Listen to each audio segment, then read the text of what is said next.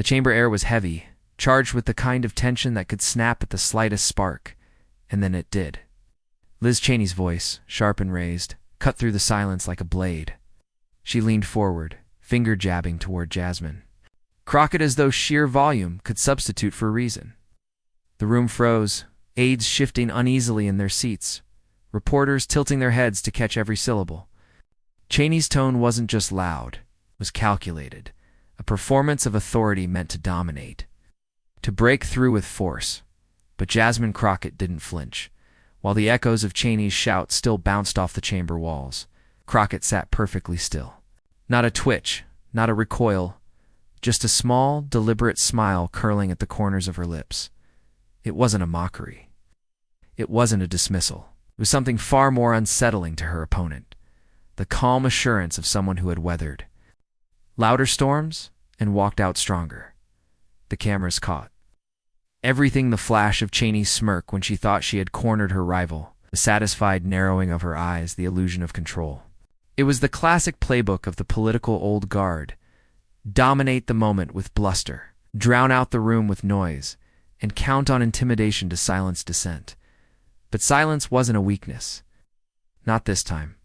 Crockett's quiet smile told a different story, one the microphones couldn't capture, but every viewer would feel. It was the look of a woman who knew that volume doesn't equal power, that a shout isn't the same as strength. It was the kind of composure that flipped the balance in the room without a single word spoken. The audience could sense it. The murmurs began, a ripple of disbelief at the calm resilience in Crockett's posture. Cheney thought she was setting the trap, pressing the advantage. But in reality, every second of that overblown performance only widened the cracks in her own argument. She thought a yell could rattle her. The narrator's voice seems to whisper over the scene. Instead, it revealed just how unshakable Crockett was.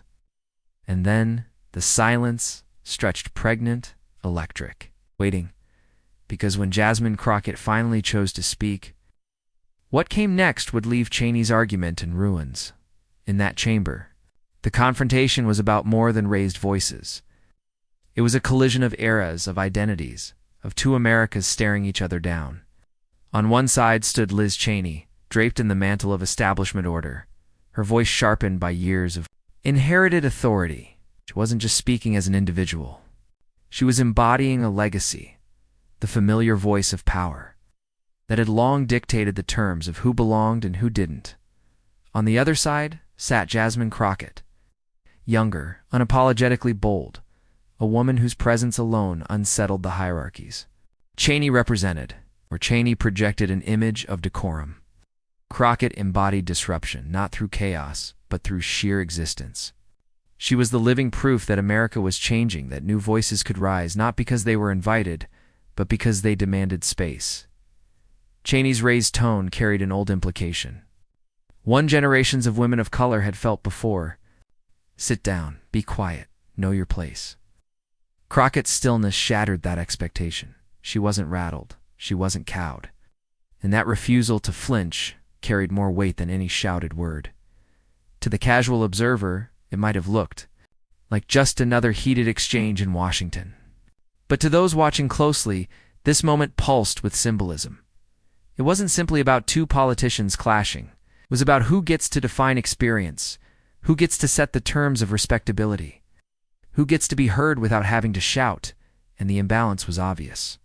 Cheney's voice filled the chamber, but Crockett's quiet resistance filled the air with something far stronger: anticipation. It was the anticipation of a new America, one that no longer deferred to the old rules of gatekeeping. Viewers who would later stumble upon the clip on their phones, between commutes and coffee breaks, had no idea what they were about to witness. They didn't know this exchange would ripple into hashtags, into late-night punchlines, into viral edits replayed millions of times.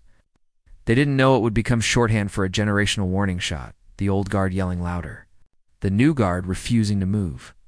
But in that chamber, the energy was already shifting. Every aide who lowered their gaze, every reporter who scribbled faster, every camera that lingered on Crockett's poised smile, all of it signaled the imbalance tipping. Millions hadn't seen it yet. But this was the moment before ignition. The calm before an explosion, not of anger, but of clarity. And as Crockett drew in a breath, ready to finally answer, the room itself braced, because before the clip went viral, before the world saw what happened, that chamber was about to ignite. Liz Cheney didn't walk into that chamber as just another lawmaker. She carried with her a name that had already echoed through the halls of American power for decades. To many, the Cheney surname was synonymous with influence, strategy, and backroom decisions that shaped wars and policies far beyond the eyes of everyday citizens. She was, in every sense, a product of privilege, raised not on the fringes, clawing for recognition, but at the very heart of the establishment. From the start of her career, doors that were closed to most were already open for her. The networks were in place, the introductions made long before she ever set foot in office. This wasn't a climb against gravity. It was a steady walk down a path paved by her family's power. To her defenders, that meant she was seasoned, prepared for leadership. But to her critics, it exposed a deeper truth. Her career was less about breaking barriers and more about maintaining the walls around the old guard. And yet, Cheney cultivated a reputation for integrity, for standing her ground when it suited her. She became, at times, a critic of her own party's extremes, positioning herself as a defender of democratic norms. That stance won her a kind of reluctant respect in the public eye. But beneath that image of moral clarity lay a consistent thread. Whenever true disruption threatened the establishment's balance, whenever voices from outside the corridors of privilege demanded recognition, Cheney's instinct was not inclusion, but dismissal. There were moments scattered across her career, subtle but telling, where her words carried a sharper edge. She once scoffed at a younger colleague for being out of their depth, a phrase she wielded with the casual ease of someone who had never been told the same. In another exchange, she dismissed grassroots activists as noisy outsiders, framing their energy as disorder rather than democratic passion. Again and again, her tone implied a hierarchy. There were the real players in Washington, and then there were the rest, voices tolerated, never truly heard. It was this pattern that made her clash with Jasmine Crockett so charged. Cheney's raised voice wasn't new. It was part of a long history of policing the boundaries of power, of asserting authority by reminding others of their supposed place. The irony was stark. Cheney liked to speak of protecting democracy. But when faced with someone like Crockett, a woman whose very presence embodied the expanding promise of that democracy, her instinct was to control, to silence, to shout down. She wore her family name like armor. Every speech, every pointed remark carried the weight of that legacy, as if the surname itself validated her authority. But armor, no matter how polished, always carries cracks. In Cheney's were arrogance and entitlement, a belief that sharp words could secure deference, that loudness could substitute for truth. The contrast became impossible to ignore. Here was a politician molded by privilege, who claimed the mantle of courage while repeatedly reinforcing the same hierarchies that had kept others out. She spoke of service to country, yet her career was stitched together with deference to the very institutions most in need of challenge. She painted herself as a voice of reason, yet often used that voice to drown out those who dared to question her framing of what counted as reasonable. By the time she stood in that chamber across from Crockett, Cheney was not simply a woman debating policy. She was the culmination of decades of establishment gatekeeping, a living embodiment of what America's rising generation was pushing against. Her raised tone, her pointed finger, her smirk, they weren't just personal habits. They were the echoes of an old system trying to hold on. And yet, the louder she pushed, the clearer it became that her armor was weakening. Every shout carried not just authority, but desperation. Every jab of her finger betrayed not confidence, but fear of losing control. Because in Crockett, Cheney wasn't just confronting another colleague. She was confronting history itself, the shift from a politics of inheritance to a politics of resilience, from a narrow circle of power to a wider, louder, more diverse America, demanding its place at the table. And it was through those cracks in Cheney's armor that Crockett would strike. Jasmine Crockett's journey did not begin in the polished corridors of Washington or under the shadow of a family dynasty. It began in neighborhoods where resilience was not a choice, but a necessity.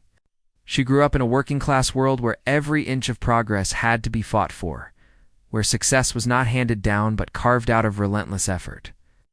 That background gave her something no inherited legacy could match: grit, empathy, and an unshakable connection to the struggles of everyday people. From early on, she was drawn to justice, not the lofty, abstract idea written in law books, but the everyday fairness denied to so many around her. She saw neighbors pushed aside, friends silenced, entire communities treated as if their voices didn't matter. And instead of turning away, she leaned in. Law became her weapon, not for prestige or comfort, but for defense. Her path into civil rights law was anything but easy. In courtrooms, she faced more than the cases in front of her. She faced a system that seemed to question her very right to stand there. Judges looked past her, opponents dismissed her as too green, and whispers followed her into every chamber. She was underestimated, not for lack of preparation, but for the color of her skin, the cadence of her voice, the fact that she dared to exist in spaces not built for her. But Crockett did not shrink. If anything, the dismissals hardened her resolve. Each belittling remark was fuel. Each attempt to silence her was another reason to speak louder, clearer, with undeniable command. She became known not only for her sharp legal mind, but for her ability to center those who were constantly pushed aside: the poor, the vulnerable, the marginalized. Her work wasn't glamorous, but it was transformative for the people whose lives it touched. Politics came later, almost inevitably, because advocacy in the courtroom could only go so far. If the laws themselves were bent against justice, then someone had to enter the halls where those laws were written. But politics, too, brought the same familiar obstacles. She was called too bold, too loud, too inexperienced. The labels stacked up, each meant to shrink her, to box her in. But Crockett had long since learned that those words said more about the insecurities of those speaking than about her own worth. She carried herself with a quiet defiance that unnerved opponents. Even when facing hostility, she didn't match fire with fire, at least not in the way they expected. Where others shouted, she steadied her voice. Where others tried to corner her, she smiled. That calm, that poise, wasn't weakness. Was the armor forged from years of surviving harsher rooms than any congressional chamber? She had stood taller in harsher rooms, against louder voices, with less support. That was the truth of her story. The courtroom dismissals, the political jabs, the personal insults, none of it could shake her because she had already faced storms far greater. And each time she emerged, she stood taller, steadier, more unbreakable. Her presence in that chamber was more than symbolic. It was living proof of how America was changing, proof that resilience, truth, and lived struggle could carry as much authority as any last name carved into the nation's history books. She didn't need legacy to validate her. She was validated by every client she defended, every protest she stood with, every community that saw in her a reflection of their own fight for dignity. What made Crockett different wasn't just her preparation or intelligence. It was that she carried the weight of real struggle, the kind that can't be taught in ivy-covered classrooms or passed down through family connections. Her authority came from scars earned, from the countless times she was told no and refused to accept it. And so when Liz Cheney raised her voice in that chamber, when she jabbed her finger and tried to cast herself as the gatekeeper of seriousness and order, Crockett knew exactly what she was looking at. It wasn't just Cheney. It was every judge who had dismissed her arguments before hearing them. Every colleague who assumed her voice didn't matter. Every headline that framed her passion as disorder. Cheney was a symbol of every barrier Crockett had already spent. Her life breaking through, that was why she didn't flinch. That was why she smiled. Because Cheney's shout was just another echo of a system Crockett had spent her entire career proving wrong. Her story wasn't about being ready by their terms, it was about being unbreakable on her own. And that unbreakable spirit was about to become the fulcrum on which the entire exchange would turn. Which is why when Cheney tried to corner her, history was about to flip. The chamber had grown heavy with Cheney's voice. Each syllable landed sharp, rehearsed, designed to sting. She leaned into her microphone with the confidence of someone who had spent years mastering the art of projection. Her barbs honed for maximum bite. "This is not a place for theatrics," she snapped, her tone slicing through the air. "We need seriousness, not showmanship. Frankly, experience matters here, not slogans." Her words carried that peculiar mixture of disdain and certainty. The voice of someone who believed her authority was self-evident. Her finger jabbed toward the desk in front of her as if punctuation itself could be weaponized. "Accusation" was framed not just as critique, but as indictment, an attempt to put Crockett on trial before the nation. Yet across the table, Crockett did not move. She didn't fold her arms in defiance or shoot back an immediate rebuttal. Instead, she sat with perfect stillness, her hands resting gently, her eyes fixed not on Cheney's finger, but on Cheney's face. And then came that smile, small, steady, and impossibly calm. It wasn't a mocking grin, nor a smirk meant to provoke. It was a knowing smile, the kind that said, "I've heard this before. I've survived worse. And you don't rattle me." That single expression unsettled Cheney more than any counter-argument could have. For a moment, her cadence faltered. The raised voice pushed harder, as if volume could drown out serenity. "Do you even understand the weight of this responsibility?" she demanded. "Or are you here to audition for sound bites and viral clips?" The aides behind Cheney shifted uneasily, as if even they recognized the imbalance in the room. On the other side, Crockett's team remained still, their composure mirroring hers, as though they knew exactly what was coming. Reporters along the wall exchanged glances, their pens paused mid-scribble, eyes darting between Cheney's red-faced insistence and Crockett's still, smiling calm. The camera operator zoomed in close, capturing the tight contrast, the thunder of Cheney's raised voice against the quiet steadiness of Crockett's gaze. Each new barb from Cheney seemed to reveal more desperation than dominance. Her words, once intended to establish control, now echoed with something else. The unmistakable tremor of frustration. She was speaking louder, faster. But Crockett's refusal to break was turning every line back on its speaker. The louder Cheney shouted, the smaller her authority seemed to grow. And Crockett, she didn't interrupt. She didn't flinch. She let Cheney's words fill the space, allowed the silence between them to do its work. Because silence, paired with a smile, can sometimes roar louder than any rebuttal. It was theater, yes, but not the kind Cheney had accused her of. It was restraint as performance, patience as power, and everyone in that room felt it. The balance was shifting, not through words yet spoken, but through the quiet certainty of someone who knew that truth didn't need to shout. By the time Cheney reached the end of her tirade, her voice carried the edge of strain. What had begun as controlled attack now teetered on the edge of unraveling. And that was when the room itself seemed to tighten, anticipation thick in the air. Crockett leaned forward. The smile remained, but now it was paired with intent. Signaled that the silence was ending, that her calm was about to transform into something far more explosive. And then Crockett leaned forward, her calm about to detonate. The silence stretched for a heartbeat after Cheney's last outburst, a silence thick enough to feel in the chest. Every eye in the chamber shifted toward Crockett. The expectation was clear.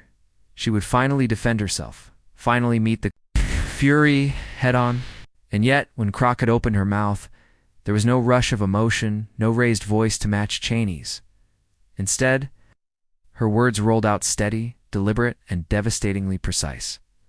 "Congresswoman Cheney," she began, her tone warm but unyielding. "I've heard these kinds of lectures before. I heard them in law school courtrooms when professors told me that people like me should keep our voices lower. I heard them as a public defender when judges reminded me I was lucky to even be in their courtroom. And now I hear them here. In these halls that are supposed to represent all Americans." The chamber stilled. Crockett didn't rush. Each sentence landed with the cadence of someone who had lived her words, not just rehearsed them. "You speak about experience," she continued, her eyes locked on Cheney as if it's measured. "By years sitting in these leather chairs, or by the family name etched on the plaque outside your office? But experience isn't just tenure. Experience is walking into rooms where nobody expects you to belong and refusing to leave. Experience is surviving every attempt to silence you and still speaking truth to power. The smile was still there, faint but visible, as if drawn from some inner well of certainty. Her voice didn't rise, but its calmness cut sharper than any yell could. Behind Cheney, aides froze in place. Onlookers leaned forward, straining not to miss a single word. The stillness in the room gave Crockett's sentences a kind of echo, magnifying each one until it felt less like debate and more like declaration. She went on. If we define experience as knowing the struggles of everyday Americans, then I would argue I carry more of it in 1 year than some do in a lifetime. I've fought for people who couldn't afford lawyers, for workers who couldn't afford to lose a paycheck, for families who couldn't afford to be invisible anymore. That is what I bring into this chamber. No amount of yelling will erase. That truth? Cheney blinked. Her hand resting on the desk fumbled with the edge of a paper. The rhythm of dominance she had built unraveled in real time. The louder she had been moments earlier, the more hollow it now seemed in the face of Crockett's quiet dismantling. The power of Crockett's words wasn't only in their content, but in their restraint. Where Cheney's performance was all fury and volume, Crockett's reply was layered. It's almost surgical. Fact, lived experience. An unshakable conviction fused together. You accuse me of showmanship? Crockett said, her tone never wavering. But here's the reality. The American people are tired of shows. They're tired of families who treat politics like inheritance. They're tired of being told that they haven't earned their place at the table. What they want, what they deserve, is representation that comes from resilience, not pedigree. Reporters scribbled furiously, their pens racing to keep up. A producer in the back whispered, almost involuntarily, "That's the clip." Another leaned closer to a colleague. She just flipped it, letting her words breathe, her silence becoming as powerful as her sentences. She didn't need to rush to fill the air. She knew the chamber was already filled with the weight of what she'd said. Then she delivered the line that would ricochet across feeds, talk shows, and late-night monologues. Experience is not defined by how long you've sat here. It's defined by how many times you've refused to be broken. And I am unbreakable. The room seemed to exhale all at once. Even those accustomed to political theater recognized they had just witnessed something different. Not a performance, but a pivot. In less than a minute, Crockett had turned decades of gatekeeping into rubble. Cheney looked down at her notes, flipping a page, then another, searching for footing that no longer existed. Her voice, so sharp minutes earlier, stayed silent. It blinked rapidly, her smirk gone, her composure cracking beneath the weight of what had just landed. Around the chamber, whispers began to rise, like the low rumble before a storm. Some aides avoided eye contact. Others scribbled notes they wouldn't dare speak aloud. Porters tapped furiously on their phones. Tweets fired into the ether within seconds. Crockett just dismantled Cheney on live mic. Experience equals unbreakable. That line's going everywhere. And it did. But in that instant, inside the chamber, the power shift was unmistakable. The tables had turned. Where Cheney once held the stage with force, now Crockett commanded it with grace. The contrast was total. Loudness versus composure, bluster versus truth, privilege versus resilience. The cameras caught it all. The calm smile, the blinking opponent, the stillness of a room realizing it had just witnessed the undoing of an argument that had stood unquestioned for years. By the time Crockett leaned back in her chair, exchange was already leaving its mark. For those in the room, it was unforgettable. For those outside, watching soon after, it was history caught in real time. And yet, the biggest aftershock hadn't even arrived. Because by nightfall, it wasn't Cheney's words echoing across America. It was Crockett's smile. The chamber's silence didn't last long. Outside those walls, the exchange detonated like a thunderclap. Within minutes, the first clips hit social media, raw and unedited, carried by reporters who had barely lifted their heads before tapping post. By the time the committee recessed, hashtags were already alive, buzzing with the energy of a nation watching power flip in real time. #Cheney shook began climbing almost immediately. The phrase attached to looping GIFs of Cheney, blinking, fumbling, with papers her once confident smirk dissolving under Crockett's calm rebuke. Next came #Crockett Clap Back, propelled by influencers, student activists, and late-night comedians who smelled gold in the contrast. Then a third, organic and irresistible, took hold.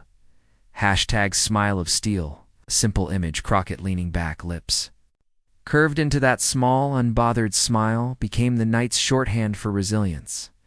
Memes poured in by the second.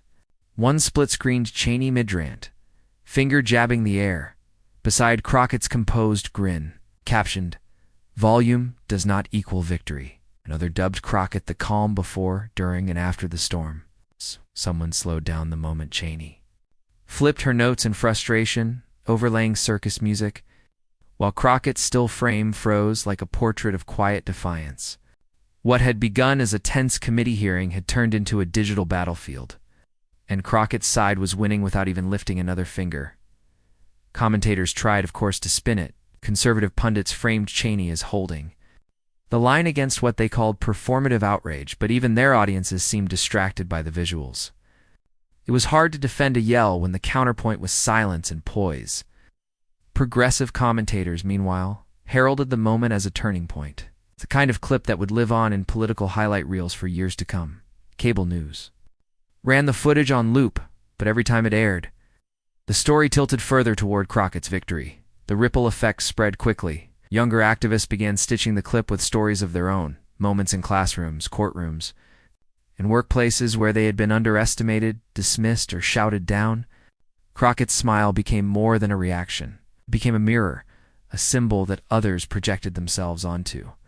"That's the look I gave my boss," one TikTok read, when he told me I didn't have enough experience to lead. Another, from a high school student, simply captioned, "Unbreakable." Meanwhile, Cheney's stature shrank by the hour. Her long career, her family name, her role as a gatekeeper of establishment politics, none of it shielded her from the meme cycles. Cruelty. Where she once held the floor with force, now she was reduced to a looping clip of blinking eyes and trembling notes. In politics, perception is survival, and perception had turned decisively. Crockett, on the other hand, found herself elevated to a level few first-term lawmakers ever reached. Overnight, she was trending not just as a politician, but as a cultural figure, someone whose composure had cut through the noise of Washington and resonated with millions who rarely tuned into hearings. Cable anchors called it the Crockett effect. Editorial boards, once dismissive, now labeled her a voice to watch. Even rival politicians, sensing the winds, softened their tone toward her, unwilling to risk being the next one turned into a meme beside that unshakable smile. Late-night comedy sealed the verdict. One host opened with a montage of Cheney shouting spliced against animal roars, followed by Crockett's still frame, silent and serene, with the punchline, "Guess which one looked like a leader?" Another show replayed the exchange in slow motion, with dramatic violins swelling, when Crockett delivered her line about being unbreakable. The audience roared, not just in laughter but in recognition of something they all seemed to feel, that they had witnessed a generational shift. And yet beneath the humor and hashtags, something deeper pulsed. Political strategists on both sides of the aisle recognized it instantly. This wasn't just a viral moment, it was a warning shot. The clash had revealed fault lines, not just of ideology, but of age, identity, and belonging. Cheney represented the lineage of politics as inheritance, power handed down through family and connections. Crockett embodied politics as survival, as lived experience turned into leadership. It wasn't simply that Crockett had won the exchange. It was that her victory exposed how fragile the old armor of establishment privilege had become. If a single smile, delivered with calm confidence, could unravel decades of inherited authority, what did that say about the future? By midnight, as the hashtags still trended and the memes multiplied, the takeaway was clear to the public. One woman had stood unshaken, another had faltered. But inside the quiet corners of Washington, the whisper was more sobering, because beneath the memes, something deeper was shifting, a warning shot across generations. When the noise of the chamber faded and the memes began to cool, what remained was not just a viral exchange, but a lesson carried far beyond politics. Jasmine Crockett didn't walk away defined by a shouting match. She walked away defined by the silence she held, the calm she carried, and the truth she delivered when the moment demanded it. She understood something deeper than parliamentary points or sound bites. That experience isn't measured in years, served under fluorescent lights or family names etched into history books. Experience is resilience. It's the ability to stand steady when others try to unseat you. It's the lived truth of fighting battles others can't imagine and still showing up with dignity intact. Crockett embodied that definition, and in doing so, she reframed the very idea of what it means to be ready for power. Her smile became more than a reaction. It became a declaration. It said, "You cannot shake me, because I've already been through storms louder than your voice." It said, "I know my worth, even when you try to diminish it." It said, "I do not need to yell to be heard. My presence is proof enough." And that was the real reversal, because power isn't who yells the loudest. Power is who refuses to be shaken. Crockett proved that in a single exchange, shifting the center of gravity in a room built to favor people like Cheney. Dignity triumphed over arrogance. Composure triumphed over noise. Justice triumphed over gatekeeping. The beauty of the moment wasn't just its political implications, it was its human truth. Viewers who had never stepped into Congress still saw themselves in Crockett's quiet defiance. Workers who had endured condescension from bosses. Students who had been silenced in classrooms. Immigrants told they weren't experienced enough to lead. They recognized the look in her eyes and the steel in her smile. Crockett had given them more than a viral moment. She had given them validation, and validation is contagious. It ripples outward, seeding confidence in those who see themselves in the hero and courage in those who have yet to speak. Cheney wanted to corner Crockett, but in trying, she exposed the fragility of her own authority. Crockett didn't just survive the moment, she redefined it, turning the question of experience from a weapon into a mirror, one that reflected back the truth of who really carries wisdom in America. Because wisdom isn't inherited, it's lived. And dignity isn't a luxury, it's a necessity. Crockett carried both, and the world saw it. The chamber where Cheney once commanded with voice and volume had become a stage where Crockett commanded with silence and certainty. That's why the clip spread so fast, why hashtags caught fire, why audiences leaned in. They weren't just watching a political skirmish. They were witnessing a moral reminder. The reminder that arrogance always mistakes noise for power and always underestimates the quiet strength of those who have fought harder battles long before. By the end of the night, one truth lingered like an echo no meme could capture. Crockett hadn't just answered Cheney. She had answered a country's doubt, its dismissals, its inherited hierarchies. She had taken their question, "Are you experienced enough?" and turned it into a resounding declaration. Experience is survival. Experience is resilience. Experience is unshakable dignity. And history, once again, wasn't written by the loudest in the room. Liz Cheney came into that chamber with the force of her family name and the confidence of someone used to being heard. She raised her voice, jabbed her finger, and believed she could rattle Jasmine Crockett into silence. But what she didn't understand, what millions soon witnessed, is that Crockett's calm smile carried more weight than all the noise in the room. From that moment forward, the arc was undeniable. Cheney's arrogance met Crockett's composure. Noise collided with quiet strength. And when the dust settled, it wasn't the shout that echoed across America, it was the smile. The clip raced across feeds, hashtags lit up, and once again, the old guard underestimated what happens when someone underestimated decides to stand tall. That's why this moment mattered. It wasn't just about a hearing. It wasn't just about two women. It was about a generational shift, a cultural turning point. A reminder that dignity has more staying power than arrogance ever will. Lizzie Cheney yelled. And in that moment, power shifted. And now the choice is ours.